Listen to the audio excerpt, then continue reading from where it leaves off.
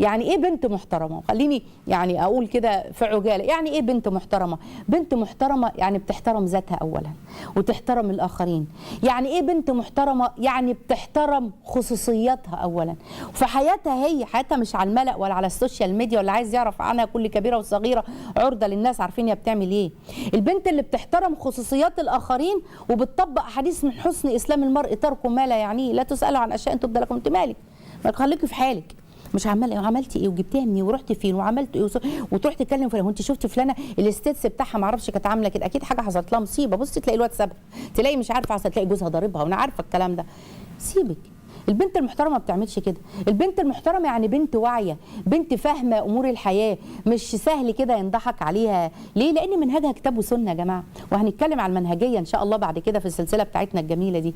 بنت محترمه يعني بنت عرفت تحترم ذاتها داخليا، وكمان محترمه في شكلها الخارجي، محجبه، عندها حياه. مش بقى لا احنا مع الموضه واحنا مش عارفه ايه، لا دي مش دي ماشيه كده تبع. البنت المحترمه بتحافظ على سمعتها وما بتبقاش كده الصاحب ساحب وتروح، ما تقول لك ده هي اللي بتكلم مش انا، ده هي اللي ماشيه في الطريق ده مش انا. ماشي يا بنتي، ما المرأة على دين خليله، ما هيقال انت زيها. لا دي بتحافظ على سمعتها كويس. البنت المحترمه مش بتنخدع بالكلام المعسول يا اختي وجزاك الله وده انت ما شاء الله عليكي، والكلام اللي بيتقال في الرسائل، ولا بيتكلم على الخاص وبتاع كل ده عشان حبالي جرجرها وانا هخطبك بس انا قدامي سنه بس اصبري عليا ولازم تصبري عليا وانا شاري وانا كذا وكذا، كل الكلام ده فاضي عشان يتكلم ويعمل علاقات.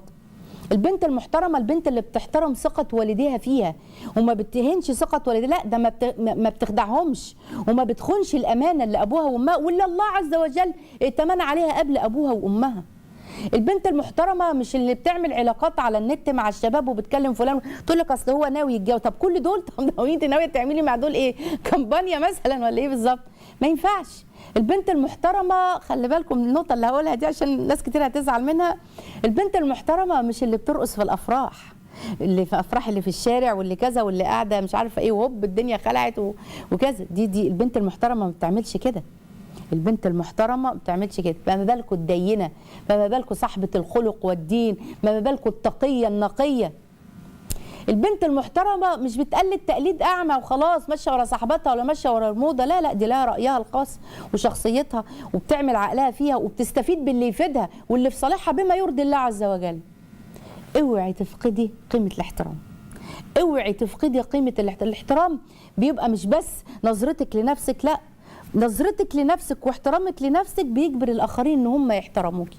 لكن انت ما انتش محترمه في نفسك وشايفه نفسك لا انا كذا ولا انا مش عايزه اقول الالفاظ اللي بتتقال واحنا في غنى عن قول الالفاظ دي، لكن بجد انا عايزاكم تعلوا قيمه الاحترام. احترام لتعليم الدين، احترام لله عز وجل وحرماته وقدسيته، احترام للعلماء وقيم العلماء. كل ده من قيمه الاحترام اللي ما ينفعش تنفك على البنت. دي قيمه. هنقول خلق ان شاء الله في الحلقات الجايه. عايزاكم تعيدوا الحلقه دي تاني وتكتبوا النقاط اللي فيها.